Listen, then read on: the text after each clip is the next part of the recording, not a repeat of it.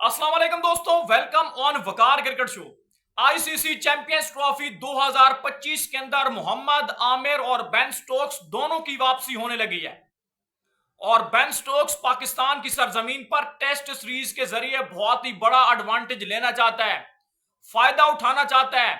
यह है वो गोरों की तगड़ी सोच जो तमाम टीमों से अलग है। बेन स्टोक्स और बेसबॉल के बादशाह ब्रेंडन मैकलम जो है वो दोनों अब एक पेज के ऊपर खड़े हो गए। जिस तरह आप जानते हैं कि जो ब्रेंडन मैकलम है वो तीनों फॉर्मेट के इंग्लैंड के अब हेड कोच हैं और बेन स्टोक्स ने चैंपियंस ट्रॉफी के मुतालिक क्या डिसाइड किया है।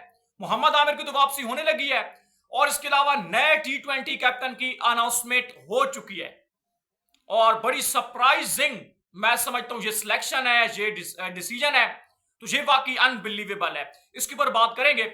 तो सबसे पहले बात करते हैं चैंपियंस ट्रॉफी 2025 पाकिस्तान में होनी है और सबको पता है कि 19 फरवरी से स्टार्ट होगी और 9 मार्च तक ये पाकिस्तान में चलेगी। 10 मार्च का रिजर्व डे भी है। 8 टीमें इसके अंदर पार्टिसिपेट करने लगी हैं 3 डिफरेंट वेन्यूज के ऊपर, रावलपिंडी, कराची और लाहौर के अंदर, यानी कि मैचेस होने, ओवरऑल 15 मैचेस होने लगे हैं। तो जनाब इंग्लैंड के जो टेस्ट के कैप्टन है बेन स्टोक्स, उन्होंने आपको पता है कि इंग्लैंड को 22 का टी20 वर्ल्ड कप जिताया, 19 का ओडीआई वर्ल्ड कप जिताया, तो यानी कि बहुत ही तगड़ा हथियार है। और ये मैं समझता हूं शायद बेन स्टोक्स के म्यार का दुनिया में कोई ऑलराउंडर नहीं है। ये एक रियलिटी है। बेन स्टोक्स आज भी जिस फॉर्मेट में आगे खड़ा हो जाए तो वो सबसे अलग ही दिखेगा। प्लेयर ही अलग है, नो डाउट। तो उस बेन स्टोक्स ने कहा है कि मैंने अभी भी ओडीआई में वापसी के लिए और चैंपियंस ट्रॉफी 2025 पाकिस्तान में खेलने के लिए दरवाजे बंद नहीं किए हैं, स्टिल ओपन द डोर। उसने कहा है कि भाई मैंने अभी दरवाजे खोल रखे हैं कि मैं इंग्लैंड की टीम को चैंपियंस ट्रॉफी 2025 में पाकिस्तान की सरजमीन पर रिप्रेजेंट करूं। उसको पता है कि मैंने जहां आकर जो 3 टेस्ट मैचेस खेलने वो बहुत ज्यादा हेल्पफुल साबित हो सकते हैं और हम ये एडवांटेज उठाएंगे। ब्रेंडन मैकलम भी आएंगे, इंग्लैंड के और जो प्लेयर्स हैं वो भी यहां पे खेलेंगे, तो वो बिल्कुल ये एडवांटेज मिस नहीं करना चाहते हैं।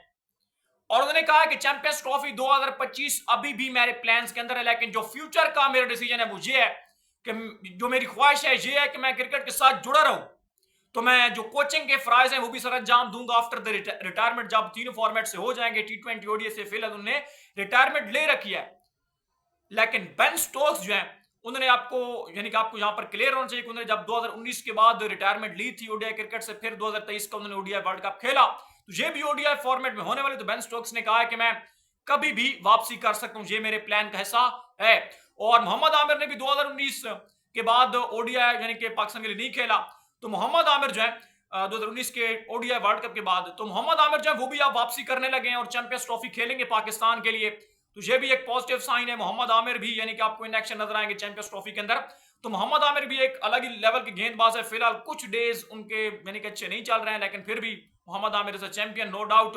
और इसके अलावा अगर बात करें तो भाई इंग्लैंड ने जोस बटलर जो इंजर्ड है, जिन्होंने दी 100 टूर्नामेंट भी मिस किया था, और अब जोस बटलर की जगह अगेंस्ट ऑस्ट्रेलिया जो है वो जनाब आप फिल सॉल्ट जंग के टी20 कैप्टन बन गए। और इस बंदे ने एक यानी कि जे मैं समझो ट्रेविस हेड, फेजर मगर्ग और जोस बटलर और निकलस पूरन और हेनरिक क्लासन, ये जो 5 बल्लेबाज हैं, इनसे शायद दौरे हाजिर में कोई डिस्ट्रक्टिव बल्लेबाज इनसे बढ़कर है ही नहीं टी20 फॉर्मेट के अंदर। तो अब जनाब फिल सॉल्ट जब इंग्लैंड के नए टी20 कैप्टन होंगे जो अगेंस्ट ऑस्ट्रेलिया रिप्रेजेंट करेंगे टीम इंग्लैंड को। अपडेट से चलेगी तो लाइक और सब्सक्राइब जरूर कर देना।